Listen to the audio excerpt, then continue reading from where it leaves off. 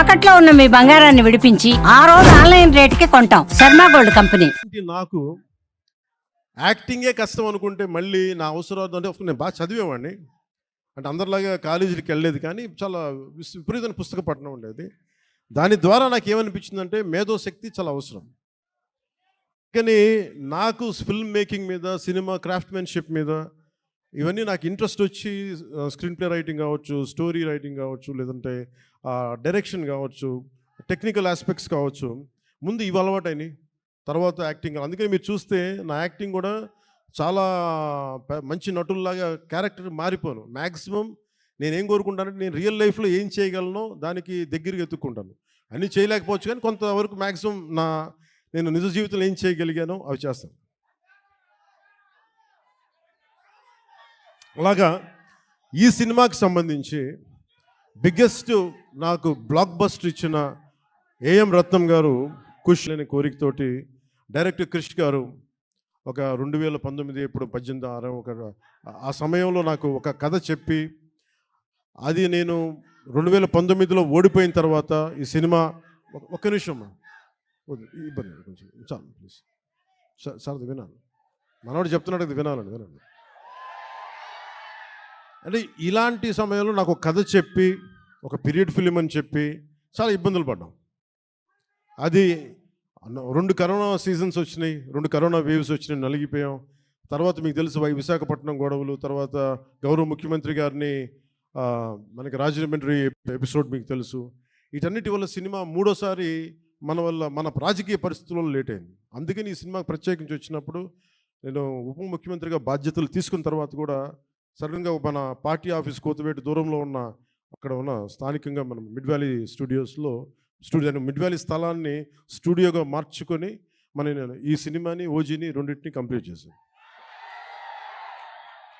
అంటే ఎక్కడా కూడా మనం తీసుకున్న శాఖలకి ఇబ్బంది లేకుండా, అది పంచాయతీరాజ్ శాఖ కావచ్చు, ఫారెస్ట్ డిపార్ట్మెంట్ కావచ్చు, ఎన్వైర్న్మెంట్ కావచ్చు, వీటన్నిటికీ ఇబ్బంది కలగకుండా ఈ సినిమాని ఫినిష్ చేశాం. మధ్యలో ఈ మూల కథని కానీ ఒక బలమైన శాతం, అంటే దాదాపు ఒక 30%, 40%, దాదాపు 30% ఆ సినిమాని కృషి డైరెక్ట్ చేసినట్టున్నారు. ఆయన మొదలుపెట్టిన ఈ కథని చాలా మధ్యలో ఆయన కొన్ని వ్యక్తిగత కారణాలు కావచ్చు, మిగతా ఇతరత్ర కారణాల వల్ల ఆయన ప్రాజెక్ట్ నుంచి పక్కకి వెళ్ళిపోయినప్పటికీ కూడా ఆయన ఎప్పుడు ఈ ప్రాజెక్ట్ ముందుకెళ్ళాలని కోరుకున్న ఒక మంచి దర్శకులు ఆయన. కృషి గారికి మీ అందరూ మనస్ఫూర్తిగా ఈ రోజున మనం ఇక్కడ ఉన్నామంటే దీని మూల కారకుడు ఆయనకి మనస్ఫూర్తిగా మనం ధన్యవాదాలు తెలియజేయాలి. ఈ సినిమాని ఎవరితో ముందుకు వెళ్ళాలనుకున్నప్పుడు రత్నం గారు మన జ్యోతి గారిని తీసుకొచ్చారు. జ్యోతి కృష్ణ గారు వారి అబ్బాయి, ఏఎం రత్నం గారి అబ్బాయి, లండన్ ఫిల్మ్ మేకింగ్ నేర్చుకొని వచ్చిన వ్యక్తి, డైరెక్టర్ కూడా ఆయన ఈ సినిమాని ఇంత తక్కువ కాలంలో ఎఫెక్టివ్గా చేయగలిగారంటే ఇది ఆయన సత్తా. తర్వాత కృష్ణ గారు రాసిన ఒరిజినల్ స్క్రీన్ ప్లేకి ఆయన మార్పులు చేర్పులు అన్నీ పట్టుకొచ్చి చాలా పగడ్బందీకి ఈ రోజున 2 గంటల 34 నిమిషాలు అనుకుంటాను, అపార్ట్ ఫ్రమ్ మిగతా అన్ని టైటిల్స్ పక్కన పెడితే చేయగలిగారంటే దానికి జ్యోతి కృష్ణ గారు తీసుకున్న విపరీతమైన శ్రమ. ఆయనకి మనస్ఫూర్తిగా నా ధన్యవాదాలు తెలుపుకున్నాను. ఎందుకంటే నేను మేము సినిమాల్లో ఏం చేసాం అని చెప్పడానికంటే కూడా రేపు పొద్దున మీరు చూసి ఇంకొక ప్రీమియర్ షోస్ కూడా పడిపోతాయి, కాబట్టి మీరు చూసి నాకు తెలియజేయండి. ఎందుకంటే నాకు ఎప్పుడు కూడా మన సినిమా బ్లాక్ బస్టర్ అయిపోద్ది, మన సినిమాలు రికార్డులు బద్దలు కొట్టేస్తాయి, మన సినిమా ఆ సీన్ అద్భుతంగా ఉంటుంది, నాకు చెప్పడానికి ఏంటంటే కొంచెం ఇబ్బంది ఉంటుంది. ఎందుకంటే నేను ఏ సినిమాలు కూడా ఎంత రికార్డులు చేస్తాను నేను ఎప్పుడూ తెలియదు.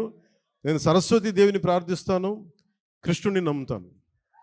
కర్మ చేయి, ఫలితం భగవంతుడికి వదిలేయాలి. అలాగే ఈరోజు మేము ఇంత చేసాం, ఇంత చేసాం, వదిలేస్తున్నాం. ఆ ఫలితం భగవంతుడు సత్ఫలితం ఇవ్వాలని మనస్ఫూర్తిగా నేను కోరుకుంటూ అంటే సినిమా మేకింగ్ సినిమా చాలా ప్యాషనేట్ నాకు. అలాగే నాకు ఈరోజు నేను ఒక టెరానికల్, అంటే ఒక నియంత్రణ పోకడలతో ఉన్న ఒక ప్రభుత్వాన్ని ఎదుర్కోగలిగామంటే ఆ శక్తి సంపద మీరిచ్చింది, నాకు సినిమానిచ్చింది. సో ముందుగా మీ అందరికీ నా ధన్యవాదాలు తెలుపుకుంటూ